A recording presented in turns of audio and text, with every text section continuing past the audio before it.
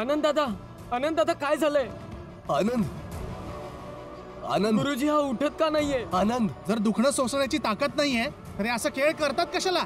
चला भावांनो, असं वाटतं की याचा खेळ संपलाय.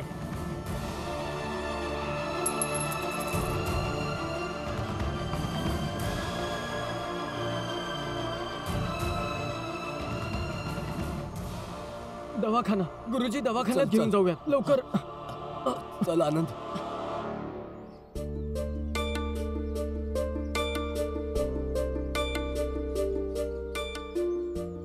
काकी, लाडू घ्या. दीर परदेशातून शिक्षण घेऊन परत येतोय. काकी नाहीये.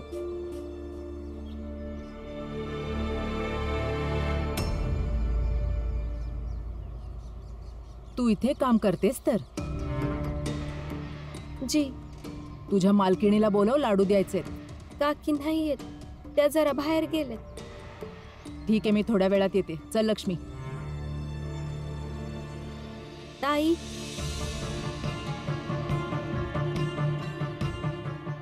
शुद्धीकरण झाल्यानंतर बी तुम्ही हाताला कपडा गुंडाळूनच काम करत आहात ना? ते पण फुकटचं काम. यापेक्षा तुम्ही माझ्या बरोबरच काम केलं असतं. थोडे पैसे बी मिळाले असते तुम्हाला. आता तू मला सांगणार की मला काय करायला पाहिजे, काय नाही करायला पाहिजे? हा, गपचूप जाऊन तुझं काम कर ना. समजावू नको मला. समजवत नाहीये, जे सत्य आहे तेच तुमच्या समोर मांडतीये, जेणेकरून तुम्हाला स्वतःला समजेल.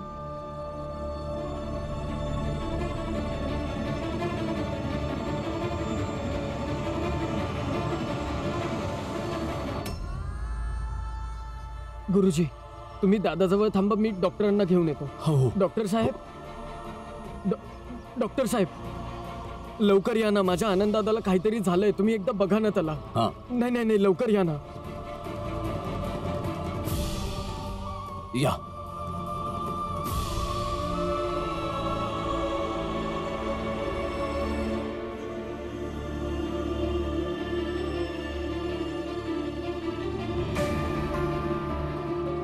हा डॉक्टर साहेब पैशांसाठी स्वतःला इजा करत होता. त्याच्या जखमा आहेत आणि त्यातच हा बेशुद्ध होऊन कोसळला.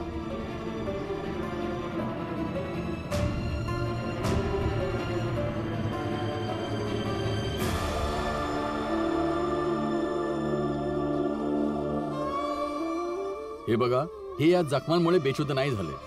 तर मग काय झालंय? मला असं वाटतंय की ते कोणत्या तरी गहन विचारात होते. खूप विचार करून करून यांच्या मेंदूत रक्त साठलंय आणि यासाठी आपल्याला यांच्यावर उपचार करावे लागतील. रक्त जमा झाले. आता तुम्ही उपचार सुरू करा. हे बघा, उपचार तेव्हाच सुरू होतील जेव्हा तुम्ही आधी पैसे जमा कराल. आम्ही सगळे पैसे देऊन टाकू डॉक्टर साहेब, तुम्ही उपचार सुरू करा. हे बघा, उपचार तेव्हाच सुरू होतील जेव्हा तुम्ही पैसे जमा कराल. त्याशिवाय मी काहीच करू शकत नाही. तुम्ही डॉक्टर असून असं कसं बोलू शकता? पैसे आम्ही आणून देऊ, तुम्ही उपचार तर सुरू करा. पूर्ण उपचाराला 6 रुपये लागतील. तुम्ही कमीत कमी 3 रुपये आणा, मी उपचार सुरू करेन. आणि हो, लवकर करा, नाहीतर काही होऊ शकतं. मी मी मी पैशांची व्यवस्था करून येतो. तुम्ही उपचार सुरू करा गुरुजी. तुम्ही बघा. लक्ष्मी, आलीस? दिसत नाही तुम्हाला? तुमच्या समोर उभी आहे मी, मग कशाला विचारताय? विचारत नाहीये, सांगतेय. आनंद आज काहीच न खाता पिता कामावर निघून गेलाय, फक्त आणि फक्त तुझ्यामुळे. हो, सगळ्या चुका आमच्याच आहेत. तुमचे रामजी भाऊ निघून गेले ते भी माझी चूक आहे. आनंद न खाता पिता निघून गेला ती हिची चूक आहे. दोघं बाप लेक लहान मुलं आहेत, स्वतःची समजच नाहीये त्यांना. घे फळ खा तू. ज्यांना जे समजायचंय ते समजू दे. बरोबर बोलता तुम्ही. या घरात सगळे आपल्यालाच ज्ञान देत असतात. रमा भेटली होती आता, ती पण मलाच समजावत होती. आत्या, लक्ष्मी वहिनी. काय झालं? काय झालं भीम? आनंद आता दवाखान्यात आहे. काय काय झालं त्यांना? डॉक्टर म्हणाले की जास्त विचार केल्यामुळे त्यांच्या डोक्यात रक्ताच्या गाठी तयार झाल्यात. उपचारासाठी 6 रुपये हवेत आणि 3 रुपये आत्ता जमा नाही केले तर उपचारही सुरू करणार नाहीत. तुम्ही जरा तुमच्याकडे बघा, पैसे असतील तर मी सुद्धा बघतो माझ्याकडे. लवकर बघा. लक्ष्मी, बघितलंस, आनंदच्या या अवस्थेला जबाबदार फक्त आणि फक्त तूच आहेस.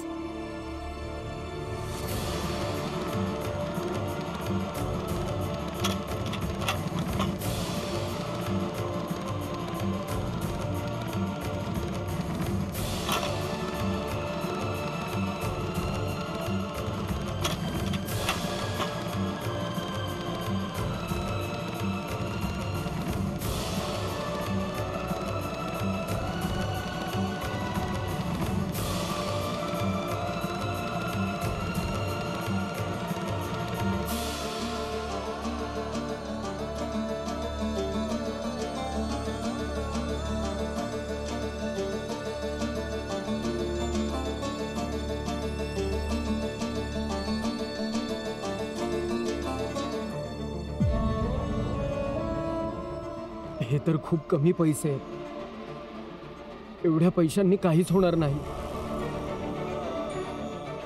भीम, हे बघ, माझ्या जवळ ना एवढे पैसे आहेत आणि हा जोखू जवळ ना पैसे असतील नक्कीच. काकू, माझ्या हिशोबाने आपल्याला अजून 2.5 रुपये गरजेचे आहेत. भीम, आता तर माझ्याकडे काही नाहीये, पण हा नटवर जवळ नक्की पैसे आहेत. जनार्दनकडे पैसे आहेत, पण प्रचंड देवाची माणसं या तिघांना कुठे घेऊन गेली आहेत माहित नाही. मला माहितीये कुठे असतील ते. त्यांच्या घरातलं काम ह्यांच्याकडून करून घेत असतील. मी आत्ता जाऊन त्यांना भेटून येतो. लक्ष्मी वहिनी, हे सगळे पैसे तुमच्याकडे ठेवा, दवाखान्यात जमा करा. मी आत्ता येतो. पण भीम, प्रचंड देवाकडे जातोयस तू, तुझ्यासोबत काहीतरी चुकीचं वागलं तर? काकू, आत्ता ते माझ्यासोबत कसे वागतील हा मुद्दा नाहीये. आनंदाचा जीव वाचला पाहिजे, बास. मी येतो. काळजी घे स्वतःची. चल चल लक्ष्मी.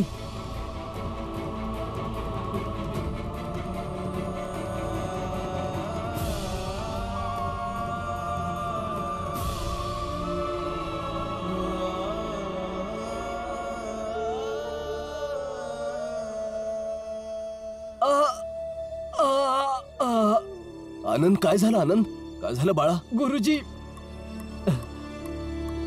डोकं दुखतंय खूप जास्त.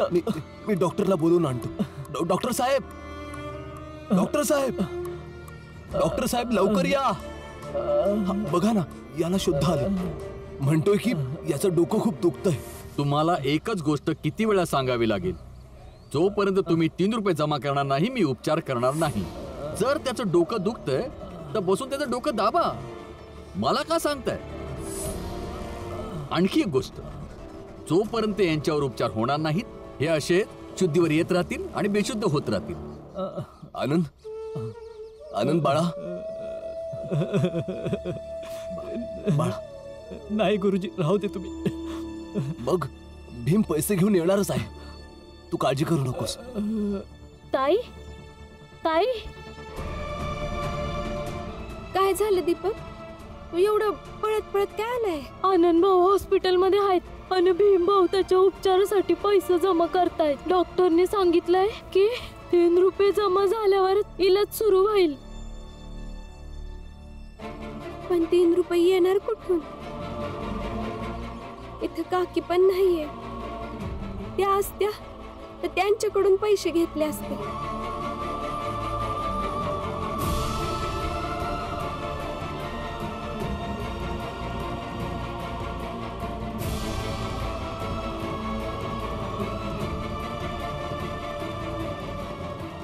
गल्ल्यातून थोडे पैसे काढून घेते. काकी आल्यानंतर त्यांना सगळं सांगन.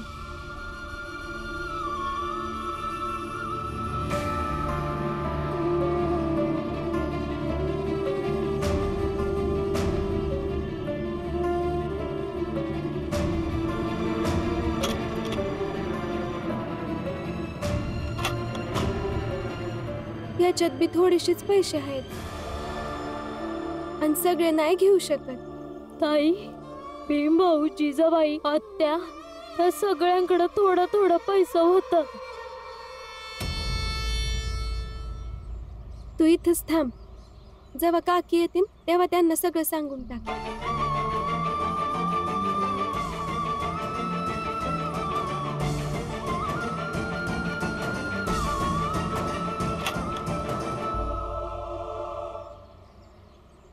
नटवर भाऊ, जनार्दन काका, जोखो काका, एक महत्वाचं काम आहे, ऐका ना.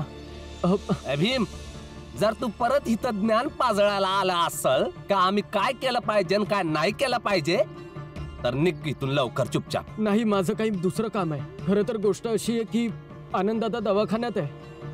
मला पैशांची फार गरज आहे. मला पैसे द्या ना. काय झालं आनंदला?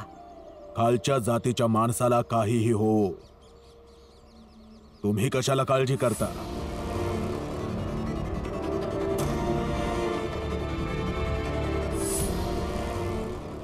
तुम्हाला अंदाज नाहीये, ही खालच्या जातीची लोक जमिनीवर ओझ असतात. ते जगो किंवा मरो, आपल्याला त्याचं काय.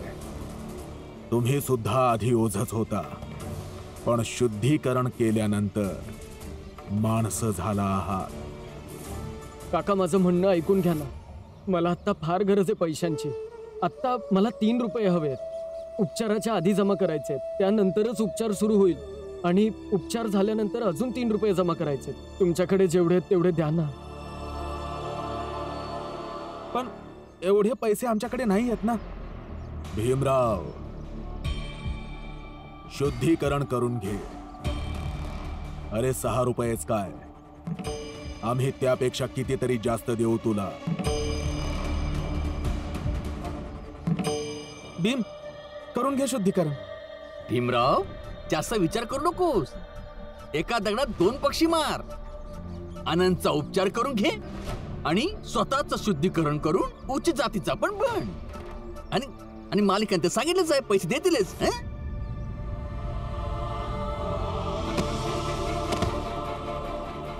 खूप विचार करून करून यांच्या मेंदूत रक्त साठलंय आणि यासाठी आपल्याला यांच्यावर उपचार करावे लागतील. पूर्ण उपचाराला 6 रुपये लागतील. तुम्ही कमीत कमी 3 रुपये आणा, मी उपचार सुरू करेन. भीम, करून घे शुद्धीकरण. नाही, काहीही झालं तरी मी शुद्धीकरण करणार नाही.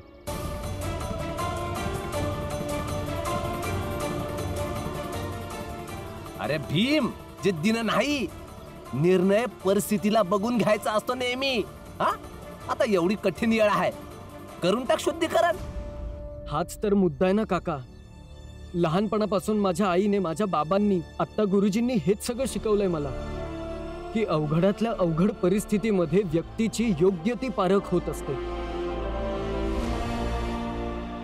ह्या सगळ्या गोष्टी सोडा. तुमच्याकडे जेवढे पैसे तेवढे द्या, बाकीचं मी बघून घेईन. हे भीमराव, चल जा, जाऊन दूर उभा राहा. जेव्हा ह्यांचं काम होईल ना तेव्हा ह्यांच्याशी बोल. ऐकलं नाहीस का तू?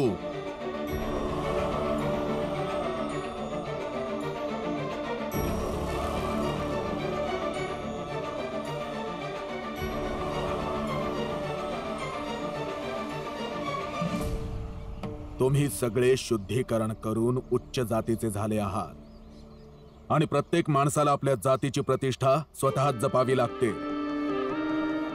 आणि हा भीमराव, ह्याने शुद्धीकरण नाही करून घेतलं. ह्याचा सरळ अर्थ आहे की ह्याला तुमच्या जातीची अडचण आहे. सन्मान नाही करत तुमच्या जातीचा. तुमच्या जातीचा अपमान करणाऱ्याची मदत कराल तर तुम्ही लोक पाप कराल. पाप. मोठ्या कष्टाने आम्ही तुम्हा लोकांना ह्या खालच्या जातीच्या दलदलीतून बाहेर काढलंय. शुद्धीकरण केलंय तुमचं. पुन्हा तिथेच जायचंय. विचार करा. भीम, गोष्ट वैयक्तिक असती ना तर नक्की मदत केली असती, पर गोष्ट हाय आता जातीची, म्हणून काही मदत करू शकत नाही. चल पळ इथून. परंतु काका, माझं म्हणणं ऐकून अरे घ्या ना. जोखू, चल काम कर आपलं चल. भीमराव, जा दुसरीकडे जाऊन मदत माग. कदाचित त्याने तुझ्या भावाचा जीव वाचेल.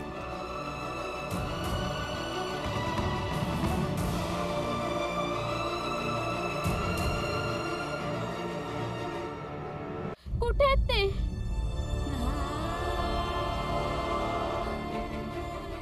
काय झालं तुम्हाला? आनंद. पैसे आणले? हो आणलेत. लवकर पैसे जमा करून घ्या. पण पूर्ण पैसे नाही जमले, पण काही आहेत. माझ्याकडे बी थोडे पैसे आहेत. आलात तुम्ही सगळे? पैसे किती झालेत रमा दाखव. हे लक्ष्मी वहिनी मी तुम्हाला दिले होते. हा हा, हे बाकी सगळ्यांचे पैसे आणि हे माझे. भीम, लक्ष्मीचे पैसे घेऊ नकोस तू. दादा, आपल्या घरच्या स्वाभिमानाला उच्च जातीच्या पायाशी ठेवून घेऊन आले हे पैसे. हिच्या पैशाने उपचार नाही करायचे. काय बोलताय तुम्ही हे? ठीक आहे, नाही होते सहन तर नंतर परत मला द्या. लक्ष्मी, मी गरीब माणूस आहे, खालच्या जातीचा आहे. माहित नाही कधी परत करू शकेन तुझे पैसे. हिच्या पैशाने उपचार नाही करायचे. आता ही वेळ वाद घालायची नाहीये. भीम, वाद नाही घालत आहे मी. निर्णय आहे माझा. हिच्या पैशाने उपचार करण्यापेक्षा मी आनंद. दादा, आनंद भाऊ, हे काय होतं तुम्हाला? याला काय झालं? डॉक्टरनी सांगितलं की जोपर्यंत उपचार सुरू होत नाहीत हा असाच बेशुद्ध होईल आणि शुद्धीवर येत राहील. 10, 20, 30, 40, 50 हे भीम भाऊ. 50 पैसे. हा आणा आहे. भीम भाऊ, पैसे द्या माझे. ताई, आधीच पैसे कमी आहेत. तुम्ही नाही, माझ्या समोर बेशुद्ध होण्याआधी त्यांनी सांगितलं ना की माझ्या पैशांनी उपचार करण्यापेक्षा ते, जरी त्यांनी उपचार करून घेतले ना तरी ते ठीक नाही होऊ शकणार. द्या माझे 75 पैसे, द्या मला. मी काय म्हणतोय बहिणी, आता ह्यावेळी जमा. नाही,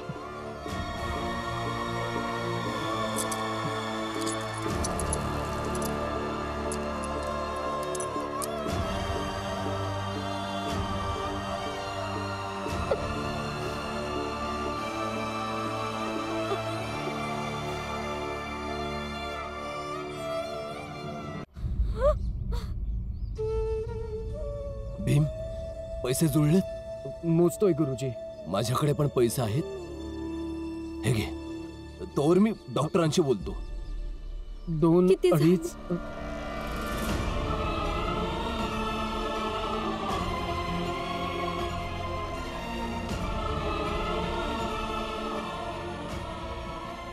हिच्या पैशाने उपचार करण्यापेक्षा चांगलं आहे मी नाही.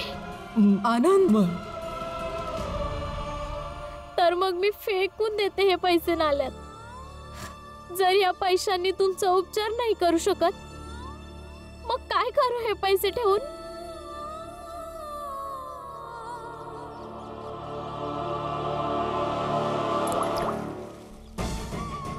पण हे पैसे मी नाल्यात टाकून हे सिद्ध नाही होत की तुम्ही बरोबर आहात आणि मी चुकीची आहे. नाही नाही, ना तुम्ही बरोबर आहात आणि ना मी चुकीची आहे. नाही आहात तुम्ही बरोबर.